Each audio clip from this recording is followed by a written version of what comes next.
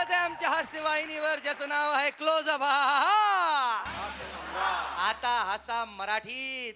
आणि मराठीतून हसवण्यासाठी येत आहेत आमचे शेवटचे दोन स्पर्धक, प्राध्यापक अजित कुमार कोष्टी आणि प्राध्यापक नसलेले सिद्धार्थ खिल्लारे, एका मागोमाग एक.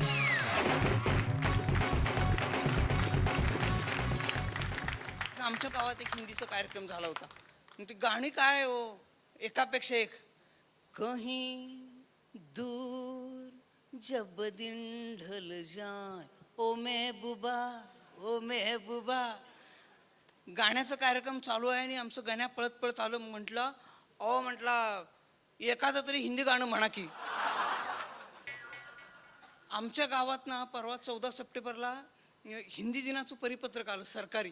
ते परिपत्रक म्हणे की त्या दिवशी सगळ्यांनी हिंदी बोलायचं हुकुमावरनं. त्या परिपत्रकातच लिहिलं होतं, आज के दिन सभी लोग हिंदी में बोलने का, हुकुमावरून कळावे आपला. आमचं सरपंच घाबरून घट गावात दौंडी दिली. म्हटलं आज के आज सभी लोग कार्यक्रम को आने का, मराठी में कौन बोल्या तो 100 रुपये दंड और झाडून सारा गाव हिंदी में बोलने का. आता सरपंचाचा आदेश बघा काका, गाव तर किती शान. झाडून सारा गाव हिंदी में बोलने का म्हणताना आमची लोक हातात झाडू घेऊन गाव झाडून कार्यक्रमाला. सरपंचानं बघितलं, म्हटला अरे उसके मायला, आज स्वच्छता दिन भी आहे बहुतेक. कार्यक्रमाला सुरुवात झाली, सगळी लोक आता 100 रुपये दंड द्यायला लागते म्हणताना सगळे नुसतं ऍक्शनच म्हणाली. ते सगळ्या ऍक्शनच त्यांच्या चालू झाल्या. सगळं कार्यक्रमाला लोक बसली, हॉल झाडला, खुर्च्या मांडल्या, टेबल मांडलं आणि सरपंच म्हटलं, शिरप्या ओ ओ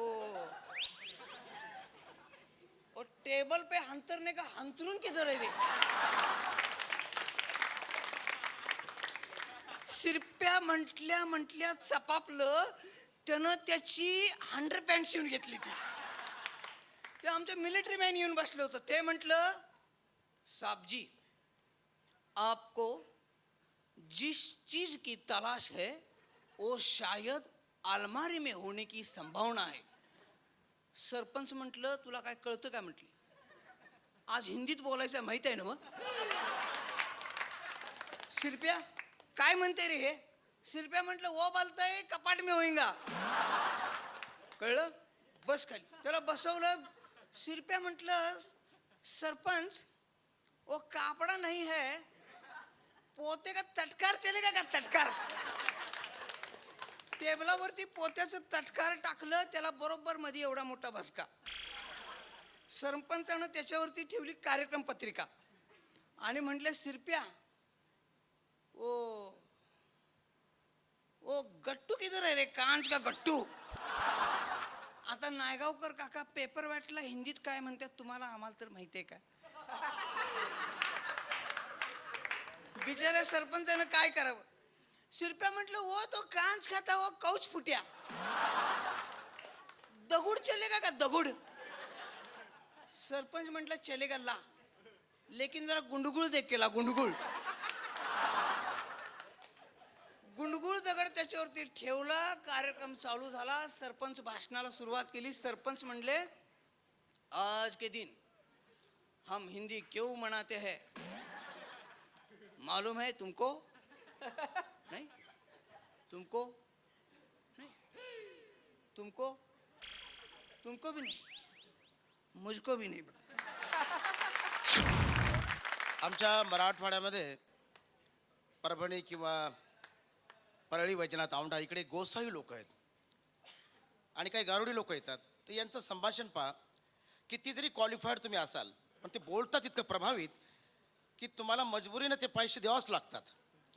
आता जे गोसावी असतात महाराज लोक, ते रस्त्यानं जे म्हणतात तर ते पैसे मागत नाहीत, फक्त गाणे म्हणतात. ये बाबा तू रे भोले रे नाहत, ये बाबा तू रे महाचिंद्र नाहत, ब्रह्मगिरीवर गुंपा बांधली दत्तात्रेय अविनाशी, बोले रे नाथ काणी पनात गणेश नाथ. हे रस्त्यावरचे, पण जे घरी येऊन मागतात ना त्यांची एक स्टाईल असते. चांगणा माय स्वयंपाक करते वाटते, म्हणजे याची स्वयंपाकाकडेच नजर. आणि शाल में चलेंगे गाडी आणि मालिक दिंगाज ना तुमको. आता लहान लहान लेकर दारात खेळत असतात. आता याला माहिती बी नाही याचा बाप कोण आहे, तरी म्हणतोय पोरगा जरा चंट दिसते, बापाच्या तोंडावर गेला. याला माहिती नाही त्याचा बाप कोण आहे ते. ती म्हातारीच म्हणते बापा ते आमचं लेकरू नाही, मुझे मालूम है बाजूवाले का है का नाही आहे, जरा नटखट आहे, शरारती आहे जरा. तर म्हातारी म्हणती पापा यंदा तुम्ही नव्हते आले चांदेगडाला.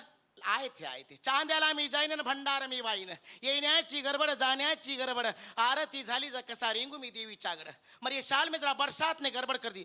मथारी म्हणती कवाल तो पापा पानी, पिछले साल की बात कर रहा हूँ मैं, पिछले साल की बात कर. मगर आ गया था, बरसात आ गई थी.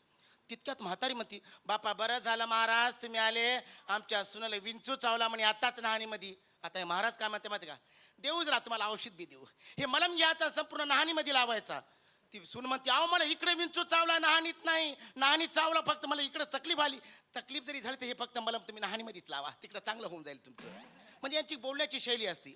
आता शेवटी जायचं तर यांची पद्धत असती, ये शाल में चलेंगे गाड़ी जरा तुम्हारी आणि मालिक दिन का तुमको, वो साहब ने भी 10 का नोट दिया, वो 5 का नोट दिया आणि तुम भी दे देना. आता म्हातारा म्हणतंय बाबा बिडी वडायला हातला नाही आणि पैसा देऊ कुठून, पैसा नहीं मांगूंगा बेटा, तुम बैठो पोता दे देना, बरसात में काम आ जाएगा. जय भोले. थैलं तरी घेऊन जातातच ते, बापाला सोडत नाहीत. आता ही झाली यांची पद्धत. म्हणजे गारुडी असतात, त्यांची एक स्टाईल असते.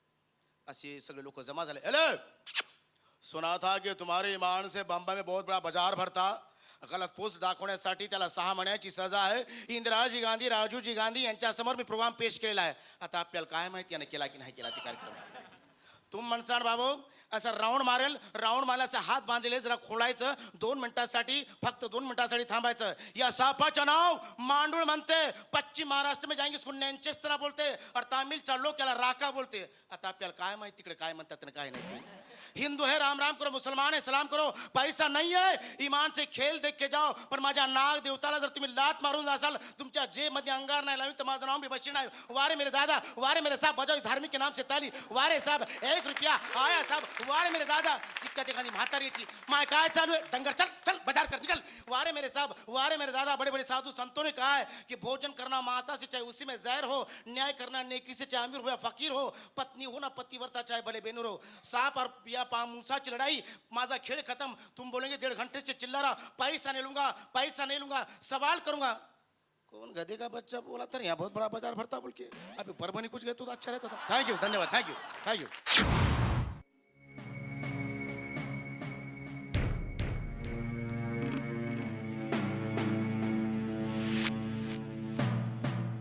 चैन से सोना है तो जाग जा. 11 वाजायला फक्त 5 मिनिटं बाकी आहे. अवघा महाराष्ट्र गेले काही महिने ज्या कार्यक्रमामुळे हसतोय, खळाळून हसतोय, त्या कार्यक्रमाच्या अंतिम फेरीची वेळ आलेली आहे. आणि त्या अंतिम फेरीमधला हा पहिला एपिसोड.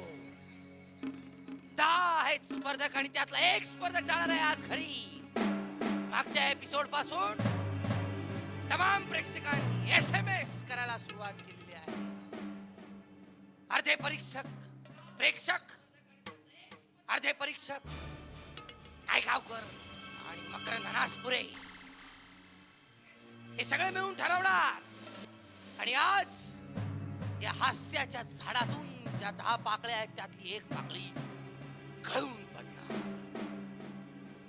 कोण जाणार घरी आणि कोण जाणार पुढच्या एपिसोड मध्ये आपल्याला आता कळेल. एकमेव कार्यक्रम जो हसवतो आहे महाराष्ट्राला, त्याचं नाव आहे क्लोजअप हास्य सम्राट. सगळ्या स्पर्धकांना विनंती आहे त्यांनी लगेच स्टेजवर यायचं इथे या गोलात.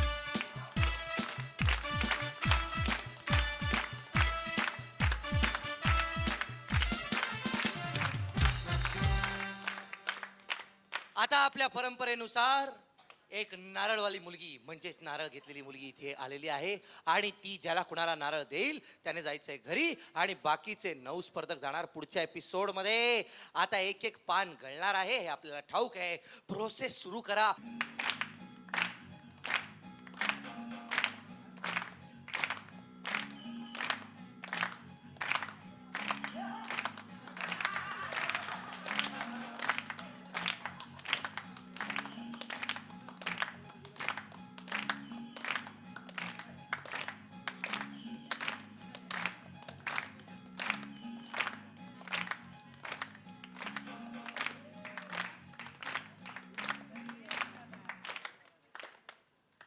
राहुल कुलकर्णी याला नारळ मिळालेला आहे. राहुल राहुल तुला काय वाटतं?